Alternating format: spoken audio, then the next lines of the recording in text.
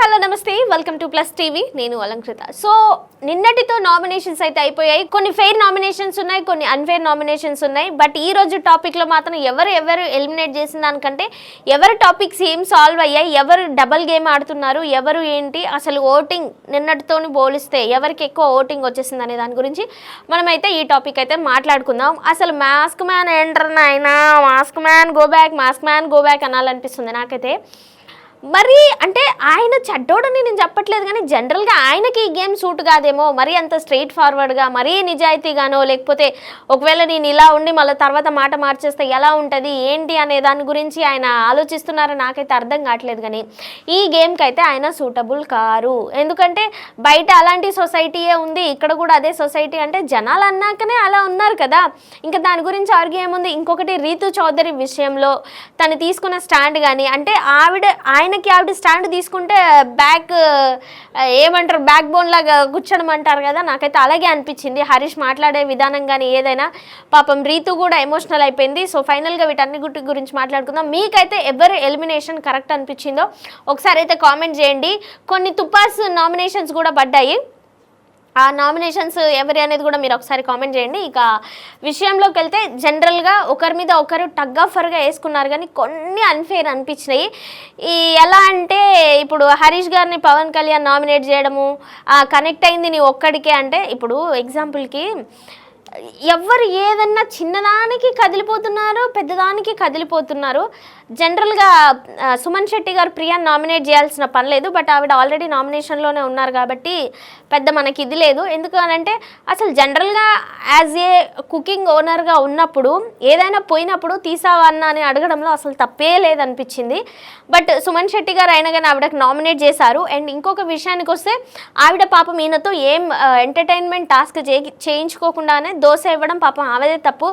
ఆవిడేదో సింపతిగా అన్న ఎక్కువ పనులు చేస్తున్నాడు కదా అని చెప్పేసి ఆమె జాలిపడి ఇచ్చిన దానికి ఆమె తొక్కుకున్నట్టు అయిందని అయితే నాకు అనిపించింది జనరల్గా.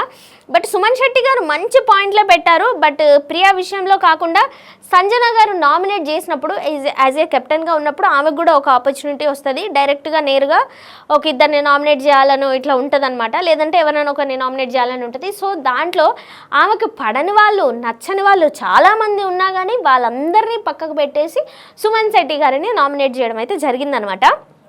మనం ఇది గేమ్ స్ట్రాటజీ అనుకోవచ్చు, లేకపోతే ఇంకొకటి ఏదైనా అనుకోవచ్చు. బట్ ఈసారి మాత్రం పడ్డోళ్ళకే పడ్డాయి. భరణి గారికి, హరీష్ గారికి, ఫ్లోరా గారికి మొత్తం ఈ ముగ్గురు చుట్టే. భరణి గారి చుట్టేమో ఎగ్ టాస్క్, ఈ హరీష్ గారి చుట్టేమో రెడ్ ఫ్లవర్ది, ఈ ఫ్లోరాదేమో షాంపూ, డస్ట్బిన్, బట్టలు. వీళ్ళ ముగ్గురు చుట్టే తిరిగింది హౌస్ మొత్తం. తప్పితే అంటే వీళ్ళకి ఎలా ఉండాలంటే కనీసం ఈ హౌస్లో నామినేషన్స్ జనరల్గా ఎలా ఉండాలంటే తెలివైన వాళ్ళు ఎలా చేస్తారంటే ఇప్పుడు ఇక్కడ ఒక ఐదుగురు ఉన్నప్పుడు మొత్తం 10కి 10 మంది కెప్టెన్ తప్పితే అందరూ నామినేషన్లు ఉండేటట్టు చూడాలి. ఎందుకంటే సరిగా ఆడని వాళ్ళు కూడా సేఫ్ సైడ్ కూర్చున్నారు చక్కగా. సో అలాంటప్పుడు వేసిన వాళ్ళకి ఏం ఉపయోగం నాకు అర్థం కావట్లేదు.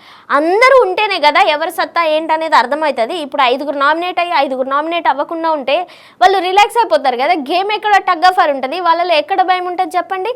సో సంజన గారిది స్ట్రాటజీ అనుకోవచ్చు, లేదంటే ఎప్పుడో ఆవిడ్ని 8 నెంబర్లో కౌంట్ చేశారు, ఆమెను 9 నెంబర్గా కౌంట్ చేయలేదన్న విషయాన్ని ఎప్పుడో గుర్తు తెచ్చుకొని వేశారు. మరి అది ఆమెకే తెలియాలి. బట్ ఆ ఆర్గ్యుమెంట్లో కూడా ఆయన చాలా మంచిగా మాట్లాడారు. తను సెల్ఫ్ డిఫెన్స్ అయితే సుమన్ శెట్టి గారు బాగా చేసుకున్నారు. నేను 8 మంది అంటే మిమ్మల్ని అనలేదు, నేను మీ పేరు కూడా పెట్టలేదు. దట్టు ఇంతమంది హౌస్లో మిమ్మల్ని దొంగ అంటే లేనిది నేను 8 మంది అంటే వచ్చిందా తప్పు అనేది వీళ్ళిద్దరి మధ్య చాలా ఆర్గ్యూ జరిగింది తెలుసా. అమ్మో, సుమన్ శెట్టి గారు మనం అనుకున్నంత సైలెంట్ ఏం కాదు, మాట్లాడాల్సిన టైం వస్తే ఖచ్చితంగా ఆయన మాట్లాడుతున్నారు, ఆయనకైనా స్టాండ్ తీసుకున్నారు. ఫస్ట్ వీక్లో కొంచెం అంటే ఫస్ట్ వీక్ నామినేషన్లో కొంచెం బయటికి వెళ్ళింది. సెకండ్ వీక్ నామినేషన్లో మామూలు కాదు, ఇంకా థర్డ్ వీక్ నామినేషన్కి వచ్చేసరికి బాంబు పేల్చేటట్టే ఉన్నారు. బట్ కాబట్టి ఆయన మాట్లాడిన విధంగానే ఆయన సెల్ఫ్ డిఫెన్స్ చేసుకోవడం కానీ, లేదంటే వీళ్ళిద్దరి మధ్య బాగా అరవద్దు, అరుచుకోవద్దు, మీరే రండి నేనెందుకు వస్తాను అని చెప్పేసి వాయిస్ ఎవరు తగ్గలేదు. ఆఖరికి సంజన గారే తగ్గి ఆయన దగ్గరికి వెళ్ళి కలర్ పోయడం అయితే జరిగింది. ఇదొక విషయం పక్కన పెట్టేస్తే సుమన్ శెట్టి గారు ఎవరిని నామినేట్ చేసినా నెక్స్ట్ హరీష్ గారిని నామినేట్ చేయడం జరిగిందనమాట. అంటే ఎవరిని నామినేట్ చేసినా వాళ్ళు చాలా ఈజీగా యాక్సెప్ట్ చేస్తున్నారు. ఆర్గ్యూ చేసుకోవడానికి కూడా అవి పెద్ద పాయింట్స్ కూడా అనిపించలేదు నాకైతే. సో మనీష్ గారు అలాగే నామినేట్ చేయించుకున్నారు, ప్రియ గారు ఆల్రెడీ అలాగే నామినేట్ చేయించుకున్నారు. ఇంకా ఎమ్మాన్యుయల్ విషయానికి వస్తే గుండంకుల్ అనే దానికి రెడ్ ఫ్లవర్ అనే దానికి ఈయన డబుల్ స్టాండర్డ్గా బిహేవ్ చేస్తున్నారు హరీష్ గారు. మరి వీకెండ్లో ఎందుకు ఒప్పుకున్నారు? అది తప్పని అందరికీ తెలుసు. అందరూ హ్యాండ్ రేజ్ చేసినప్పుడు మళ్ళీ రివర్స్లో నేను నిన్న అనలేదు అని చెప్పేసి దాని గురించి ఓ పెద్ద రచ్చ, ఓ పెద్ద చర్చ, ఓ పెద్ద టగ్ ఆఫ్ వార్ నామినేషన్ జరిగింది అక్కడ. అండ్ ఇంకొకటి రీతు చౌదరి విషయానికి వస్తే ఆ ఆడ మగ తనూజ, భరణి గారు, ఇమ్మాన్యుయల్ గారు ముగ్గురు ఆడోళ్ళు అనే విషయం టాపిక్ వచ్చినప్పుడు రీతు చౌదరి ఒక్కతే స్టాండ్ తీసుకుంది మీన్స్ అంటే తనకు అనిపించిన విధానం తను చెప్పింది. మిగిలిన హౌస్ మేట్స్ మొత్తం తప్పు తప్పు తప్పు అని చెప్తున్నా కానీ అసలు ఏది లేదు. బట్ హరీష్ గారు తనతో బిహేవ్ చేయాల్సిన విధానం అది కాదేమో. తనకి స్టాండ్ తీసుకున్నప్పుడు అందరూ ఒక సైడ్ ఉన్నప్పుడు, ఆవిడ ఒక్కతే ఒక సైడ్ ఉన్నప్పుడు తను అలా మాట్లాడి ఉండకుండా ఉంటే బాగుండేదేమో అనిపించింది. బట్ ఈయనకి ఏం ఫీలింగ్స్ లేవా, లేకపోతే ఇంకొకటి లేవా, లేకపోతే ఏంటి అసలు ఈ మనిషి? ఆయననే తినొద్దా? ఆయననే ఇప్పుడు ఆయనకు పడ్డ నామినేషన్స్ ఏంటి? చాలా వరకు శ్రీజ కానీ, లేకపోతే మన ఆర్మీ పవన్ కళ్యాణ్ కానీ, రీతు చౌదరి కానీ, వీళ్ళందరూ ఏ పర్పస్లో ఓటేశారంటే మీరు ఫుడ్ తినకుండా అసలు లైక్ ఆయన ఎలా చెప్తున్నారంటే ఇలాంటి జనాల మధ్య నేను బతకలేను అంటే బయట సొసైటీలో కూడా అందరూ అలాగే ఉన్నారు కదా. మరి ఇంకా బతకలేము అని అంటే దాన్ని దాటుకొని ముందుకు వెళ్ళాలి కదా. వెళ్తేనే కదా అసలు అప్పుడు అదేదో ఫుడ్ తినకుండా సింపతి గేమ్లాడి లేదంటే నేను తిననని చెప్పేసి ఆయన ఏం ప్రూవ్ చేసుకుందాం అనుకుంటున్నారో నాకు అర్థం కావట్లేదు. ఆ పాయింట్లో నామినేట్ చేస్తే మళ్ళీ దాన్ని ఒప్పుకోరు. ఆయననే ఫుడ్ తినని అంటారు, ఆయననే నీచులు అంటారు, ఆయననే హౌస్లోంచి వెళ్ళిపోతా అంటారు, అన్నీ ఆయననే చెప్తారు. సేమ్ మళ్ళీ అవే పాయింట్స్ చెప్తే మళ్ళీ తప్పు అంటారు. ఇది ఎక్కడ న్యాయమో నాకు అర్థం కావట్లేదు. అంత హౌస్ అంతా ఒక సైడ్ ఉన్నప్పుడు రీతు చౌదరి ఆయనకు సపోర్ట్ చేసినప్పుడు నువ్వు ఫుడ్ తిన్నావు ఇలా అని చెప్పేసి తనతో ఆర్గ్యూ చేయడం అయితే కరెక్ట్ కాదని అయితే అనిపించింది.